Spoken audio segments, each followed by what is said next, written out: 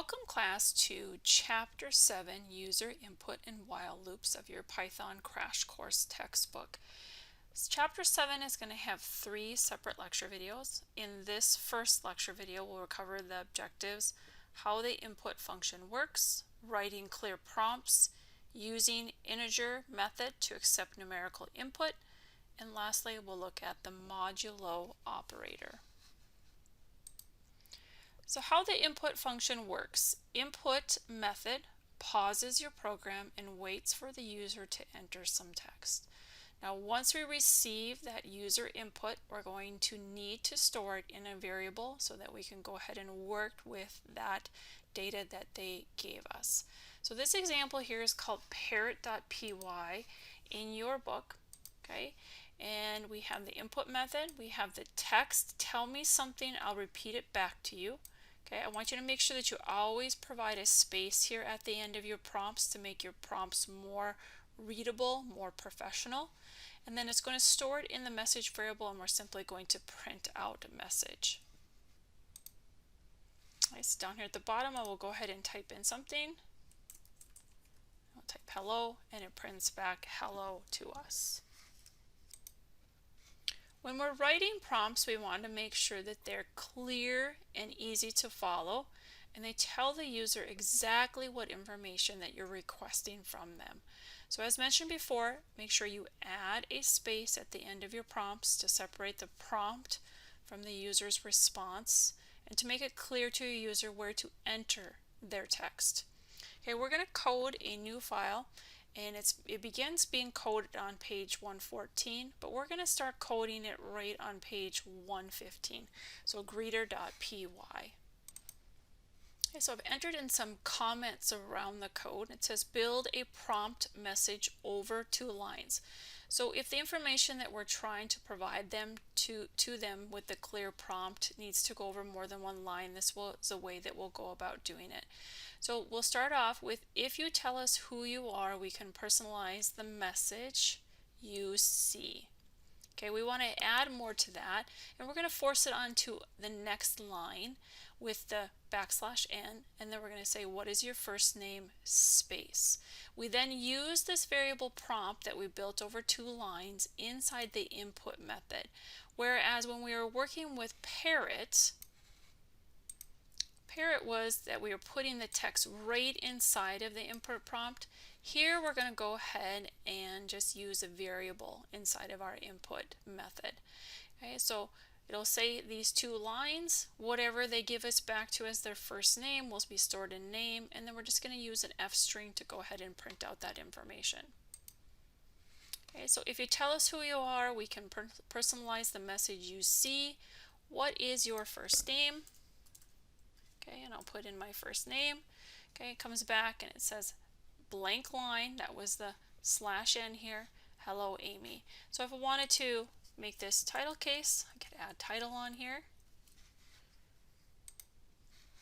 Okay, and now I enter in Amy. Okay, and now it has the title case added to it. So again, that is how you can build a prompt over 2 lines.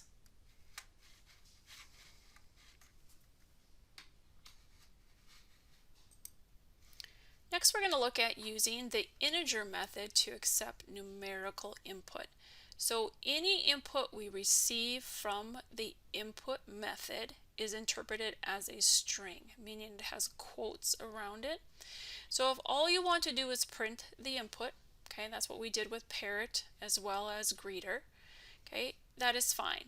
Okay, however, you run into problems when you try to use the input they give you, which possibly could be a number with a mathematical calculation. So we're going to practice some inside of our Python prompt. Okay, page 115 is where we're at here. Okay, and now we're just going to do age equal input.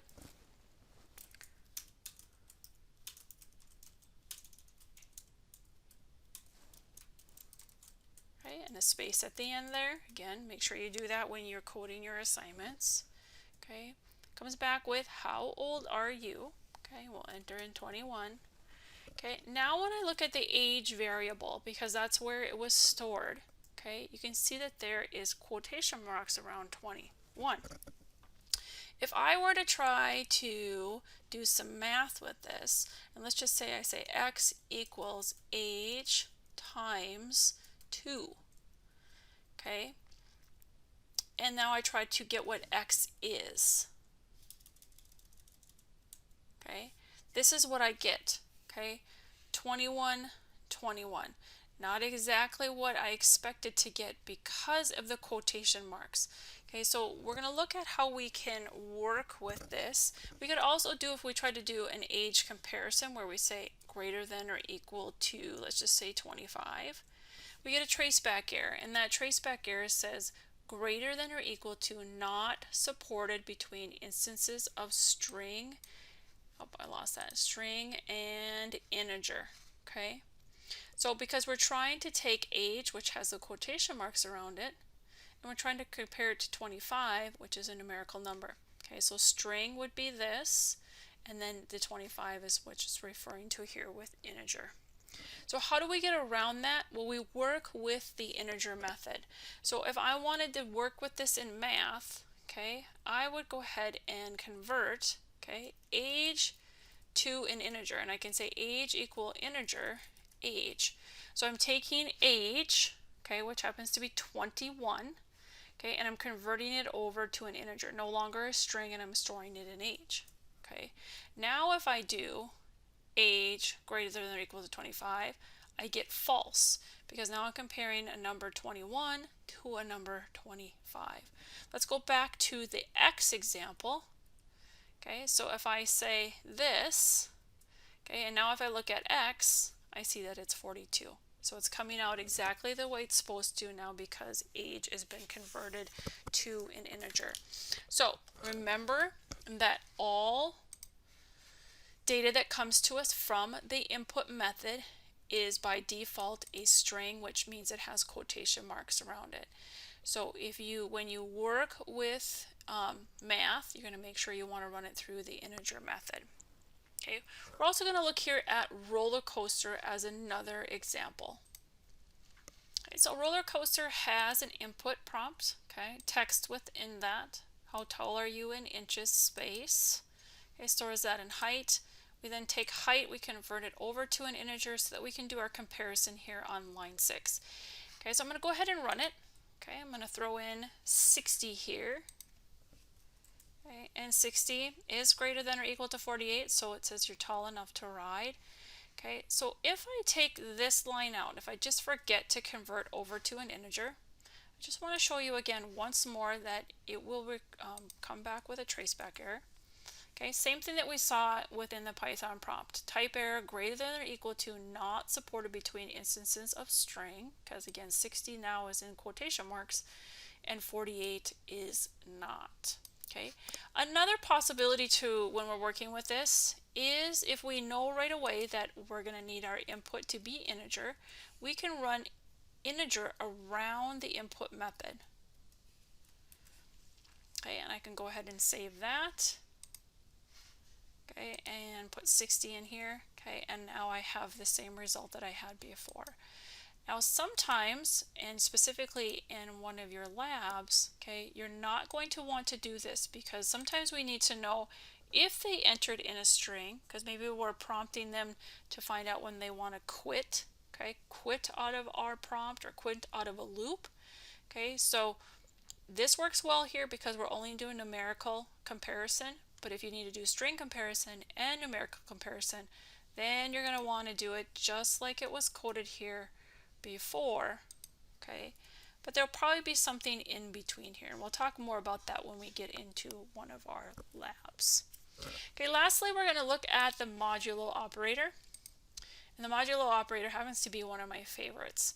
Okay, so divide one number by another number and returns the remainder.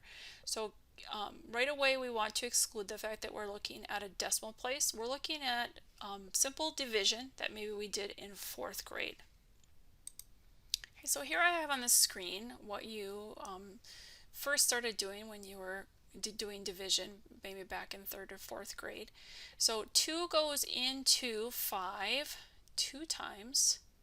Okay, we get 4 down here, and we get this remainder. And since this remainder is bigger than our divisor over here, that is actually our remainder. So I imagine that you remember doing that. Okay, this is what the modulo returns.